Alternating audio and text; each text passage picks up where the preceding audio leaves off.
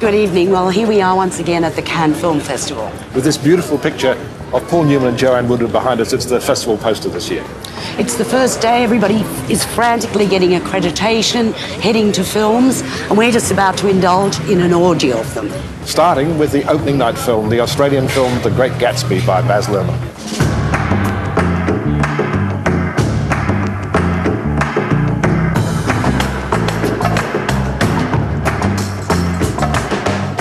The Great Gatsby. F. Scott Fitzgerald wrote the book. Some people think it's the greatest American novel. It's been filmed 4 times now.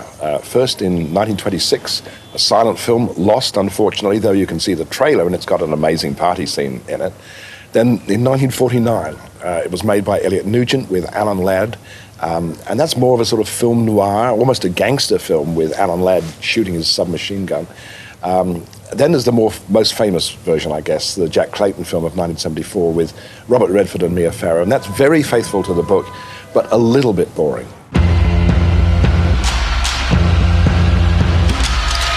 Gatsby. And now comes Baz Luhrmann's version. And as you'd expect from a Baz Luhrmann film, it's huge, it's razzle-dazzle, it's over the top, it's 3D. And it's extremely entertaining, and I think it keeps the spirit of the book, while it does these... To dramatize that was a challenge in a lot of respects, but, you know, it was beneficial as an actor to be able to look at Fitzgerald's words and really dig deep, because that was always with me when I was there doing these sequences. Even if what he was saying was overtly something else, I always had Fitzgerald's words in the back of my mind, and that was always driving me, and I always understood him.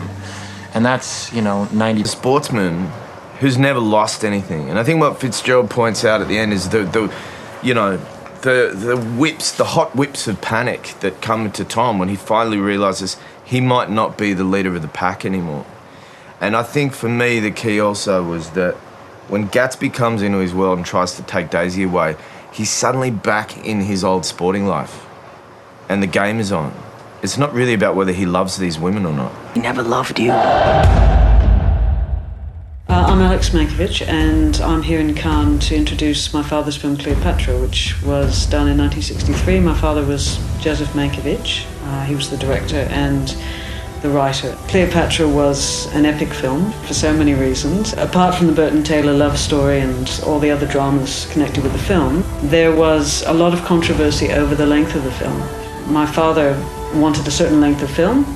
Darryl Zanuck, who was the head of 20th Century Fox, wanted it shorter. So the film ended up being released a lot shorter than it should have been. For a long time, Dad didn't want to talk about Cleopatra. It was such a traumatic experience because what he set out to do, he really wanted to make 2 films, Caesar and Cleopatra, Antony and Cleopatra. Not only is it a beautiful restoration, but finally that intimate tale is there in its entirety, which is fantastic. I live in Byron Bay, and only about 10 days ago, this came to light. I had no idea it was happening.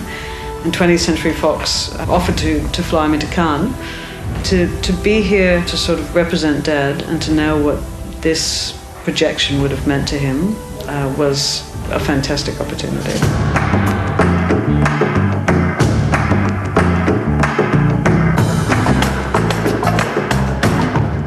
James Franco's not just a pretty face. He's made an intelligent and daring adaptation of William Faulkner's novel As I Lay Dying. It's about a family transporting the coffin of the dead mother to the place where she has to be buried. It's a journey that takes an enormous toll. The dark current runs, fading swirls move along the surface for an instant, silent, impermanent, profoundly significant, as though something just beneath the surface has waked for a moment. As I Lay Dying was actually the first book of serious kind of literature that I read for personal pleasure, and it was recommended to me by my father. And I was getting into a lot of trouble as a teenager, so I had to stay in on weekends. So I can remember reading the book for the first time on like a Friday night, late into the night, when all my friends were out having a great time. I was at home, but I became obsessed with this book because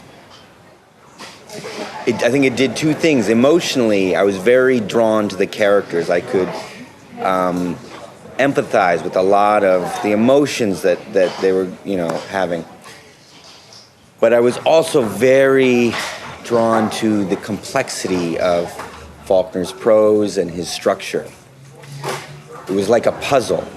And even though I was, in some ways, very emotionally engrossed in the book, there were other things about it that I think were beyond my grasp. I couldn't quite understand at the time. So it was a thing I could return to again and again, and I would read that book and other Faulkner books over the years and get more out of it as I grew older and could understand more. When I started actually directing films,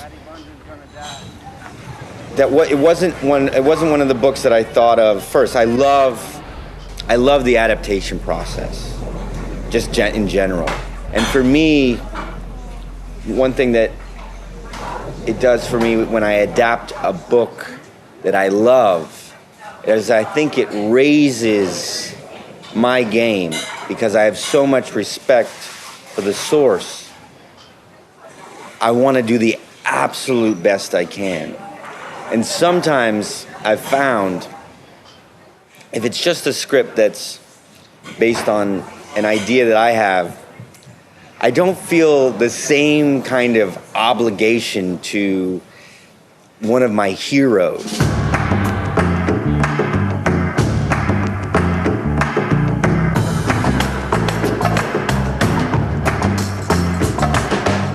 Well, I don't know how many films we've seen up to this point in the festival, 20, 30? More like 20, I think. Right, well, what have you liked? Well, I like very much the new Francois Ozon film, Young and Beautiful. He's a variable director. This new one is about a teenage girl who becomes a prostitute because she wants the money to give her the independence that she needs. She keeps it a secret from her family. But, the interesting thing is that she comes from a well-to-do middle-class family. She doesn't need the money. No. But I think it's more a question of this girl wanting to take some control over her life, her body. And I think he deals with that really, really well. And a fabulous performance by Marina Vach. She's very good, isn't she? Really. She's exquisite. Yeah. Really. Yeah. Discuter sur Internet, parler au téléphone, écouter les voix, imaginer des choses. Et puis y aller, découvrir l'hôtel, pas savoir sur qui j'allais tomber. C'était comme un jeu.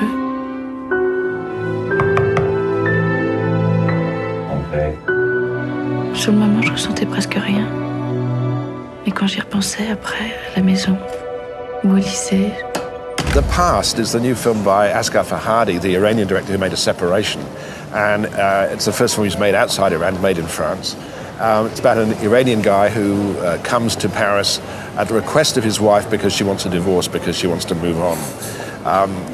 Beautifully acted. Berenice Bejo, who was in The Artist, in that very funny role, has a very dramatic role here, and I think she's wonderful. Yes. And the children, the children are absolutely amazing in this film.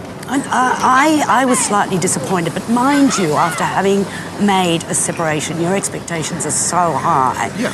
It's a terrible pressure on a filmmaker to come up with, something as good. And I don't think he's quite done it for me. Well, it's pretty close, I think. And I think he's making it in a foreign country. It's not his language, and so I think he's done a pretty amazing job. I just found some things a little bit self-conscious in the film, which I could have done without. But have another look at it, because I think it's pretty. Oh, I certainly will. Yeah, I think it's pretty good. Look, one film that I really did not take to was Ellie, the Mexican film by Amat Escalante. And it's about, these poor people who are caught up in the corrupt police and the drug cartels in rural Mexico. And there was a point at which it got so violent in a torture scene that I had to walk out. And I've never done that before in a film. You trod heavily on my feet, as you did. I did not. The torture scene is so explicit and also so unsubtle. I mean, the fact that the kids are playing video games in the background and everything, I mean, it really lacked You know, subtlety, I think. does a filmmaker have to push it to that extent? I don't think so. I'm sorry. No, I don't He think so. lost me, and he was never going to get me back. Yeah. Doing a wonderful performance as a really annoying in some ways folk singer, guitar player, sings in clubs, crashes at the homes of whatever friends still talk to him, has got messy relationships all over the place. But it's so funny, and the Coens are so good at creating these eccentric characters all on the margins. Yes. Wonderful cast, wonderful acting, great songs. It's a very small film compared to True Grit, for instance, but I really loved it. Well, I think also, you know, like in Oh Brother, Where Art Thou, you know, the music is endemic to this film. Oscar Isaac actually plays the guitar and sings, and he's fantastic. He really wanted this role, apparently. So those are some of the films we've seen so far. Now it's back to the movies.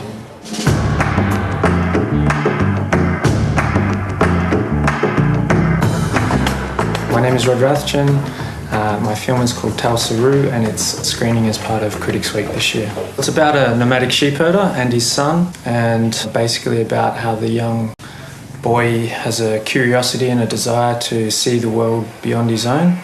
And then one day he gets the opportunity to make a move with his life, and he takes it. So the setting is the Indian Himalayas in a region called Ladakh. I travelled through there when I was backpacking through India a couple of years ago, and I wrote the film after I got some altitude sickness, so I was bedridden for a while. We were shooting 5 hours outside of Leh, and to get there you have to go over the world's second highest drivable pass. And then we're doing things like working with sheep and goats and animals. And there's a language barrier as well that we had. Sometimes when the greater the challenge is, the more reward at the end is when you have a finished film. The Un Certain Regard section of the festival opened this year with Sofia Coppola's new film, The Bling Ring, which is a true story. It's about a gang made up mostly of girls, but one guy in Los Angeles who went round the homes of celebrities robbing them. It's a very strange story. My homie Mark. Hey. Hi, I'm Nikki. This is Sam. Hi. Oh my God, that's Paris Hilton. It's Kirsten Dunst.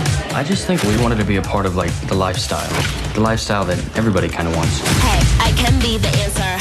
I feel like the whole kind of celebrity obsession in our culture is becoming more and more dominant. It's such it just seems like it's growing, the interest in it, and I understand looking at that, and it's fun sometimes, but it's just become so dominant, and how that was affecting these young people in the story. Oh my God! Oh my God! I like the feel of this. Oh my God, this is Balmain. So cute. Oh, wait.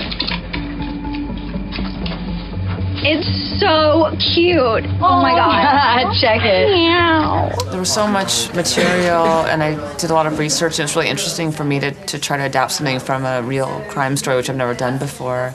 And but I really took a lot from the real story, and then try to make it into a movie. But all the little details that I found so interesting and strange came from the real story, or people telling me about it. I really tried not to be judgmental, and really look at what these kids were thinking and how they could have gotten wrapped up in this whole situation, which just seems so kind of over the top. It's hard to believe, and then really looking at it, how to show what their experience was, and hopefully the audience can kind of go along with them and try to understand it for themselves.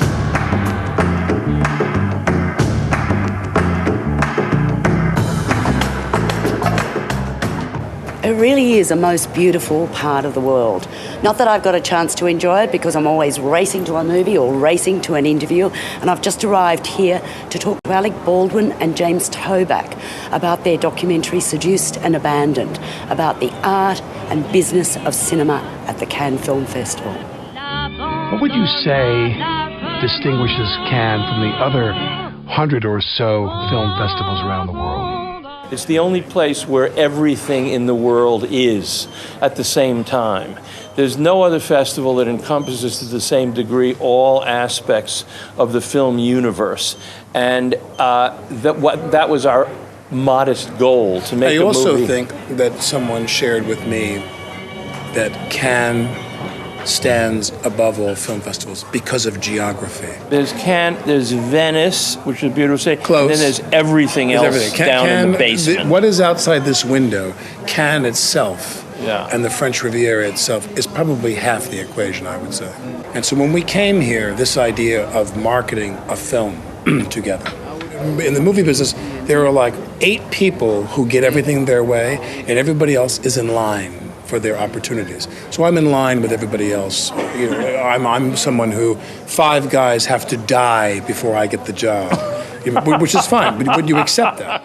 Cinema truly is an art form given to us by the gods. I've seen grown-up men, people like, well, Marty or my friend George, I mean, just take 2 pieces of film and put them together differently than they were and see that it means something else and just jump up and down in joy with the magic of it. So as long as it's that, you follow that, you know, and the other stuff isn't important. The movie business in my lifetime transitioned from men and some women who knew that there was an inherent risk financially in making films as a business. And what they sought to do was to make good films. They had a passion for good films. And at the same time, they made commercial films. It was part of the whole mix. They had to have movies that made money. There were abjectly commercial films. But they realized that there was no such thing as the no-risk movie business. The men who control the movie business today totally believe, like some white whale that they're hunting, that there is a no-risk movie business. And they look at films, and films that are really, really quality films or good films, those don't get made unless there's no risk involved. Like Lincoln, you're going to have Kushner, and you have to fire all the biggest cannons, Spielberg. Very good film, by the way. But you leave nothing to doubt. You get one of the greatest actors of his generation, and arguably the most prolific director and successful director, and one of the greatest writers. You don't take any chances in that department. And then everything else is an extended video game.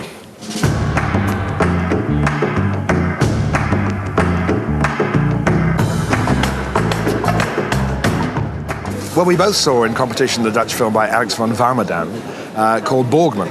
Yes. And this is a very intriguing sort of black comedy about a guy who inveigles his way into the home of a rather unpleasant, the wife's okay, but the husband is an extremely unpleasant character. And I guess we're meant to think that this is the sort of the devil incarnate or something. Yes, well, it sets it up at the beginning with the priests after him and people with stakes to drive through his Very hearts. medieval. Yes. Yeah. I thought it was very effective up until about 2/3 of the way through, and then I thought the bottom fell out of it. And it just, all the tension went out of it, and I was quite disappointed. I really, really liked a film in a certain regard called Omar, by Hani Abu Assad, a Palestinian filmmaker, with a stunning performance by Adam Bakri as a young man whose village has been cut in half by this wall that the Israelis built, and his girlfriend lives on the other side, as does his mate, who's one of the activists against the occupation.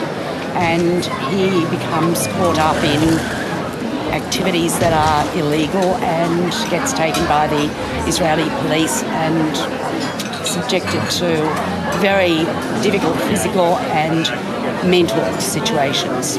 I thought it was very impressive. Very strong film, and I think it's interesting that what is, to all intents and purposes, a Palestinian film, although I think it was filmed entirely in Israel, but a Palestinian film which looks at the question of a traitor within the Palestinian ranks. I think it's interesting that a Palestinian filmmaker would take that subject. Yes, but they are manipulated absolutely. into being traitors. Yeah, sure. But no, it develops into a thriller because a murder takes place. Yes. It's very atmospheric. It's beautifully made, I think, this film. Yes. I saw an interesting film in Director's Fortnight called We Are What We Are. And do you know, I think cannibalism has not been dealt with adequately in film. And this is a film about a family of cannibals. But you know, they steal people from the surrounding community and store them in the cellar and then hack them to pieces. This has to be an American film. And I've got to tell you, you wouldn't want to eat stew ever again after this film. But it's quite tense and quite well done. Maybe a little bit over the top on occasions. But I like the strangest things sometimes. You do, Margaret, you do. Well, you saw Behind the Candelabra, which I missed. Michael Douglas is tipped to possibly take out Best Actor. Yes, he could win it. He plays Liberace. And this is, of course, not really a biopic, because it's about 10 years in the life of Liberace, and mainly his relationship with a young veterinarian played by Matt Damon, supposed to be 18 years old when it begins, who comes to live with him and becomes his lover. Of course, a lifestyle that Liberace kept very, very quiet during his life. But the film by Steven Soderbergh absolutely gets this whole Liberace thing, you know, all the rhinestones and the extravagance, and he was a great pianist, no doubt about that. Yes. And so, look, it's a fascinating insight into the life of a very private and very controversial man. And possibly Soderbergh's last film. We'll wait and see. Although it was made for HBO, for television. Yeah. Jack, I want to talk to you about doing some surgery on Scott. I want you to make Scott look like this. Oh, I see. Well, talking of ending, we've got a few films to see now before the awards are announced, so we better get back to the cinema market.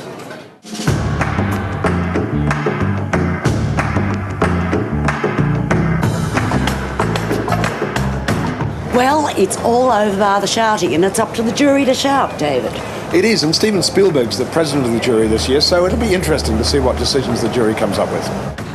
To general approval, the Palme d'Or went to Abdelatif Kashish's Blue is the Warmest Colour, which also won the Critics' Prize. Grand Prix runner-up was awarded to the much-loved Coen brothers Inside Llewyn Davis. Surprisingly, for me at least, Amat Escalante won Best Director for Heli. Jarjanko's A Touch of Sin won Best Screenplay. The Past's Berenice Bejo won Best Actress. And Bruce Dern won Best Actor for his role in Nebraska. The jury prize was awarded to Koreeda Hirokazu for Like Father, Like Son. Well, I don't think I'd want to have been on the jury this year because there were some very difficult decisions to be made. Well, it's done and dusted now, David, and we'll see you back in Oz next week. Good night. Good night. Oh, no, wait a minute. I had it in my head. Wait a minute. And I love making films. I mean, I haven't loved every film I've done.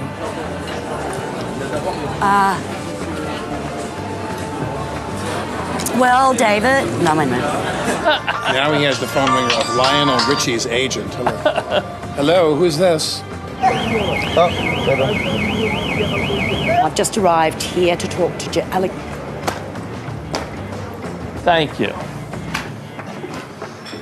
And behind us, this beautiful picture of... let's do it again. Sorry. We'd be making the movie and the phone would ring and someone would say, I was Jimmy's lover in 1979. Well, no, sorry, I forgot what we were going to say. I wouldn't... wouldn't want to be on the jury. Yeah. No. Sure. Oh, he's so handsome. If you like that sort of thing.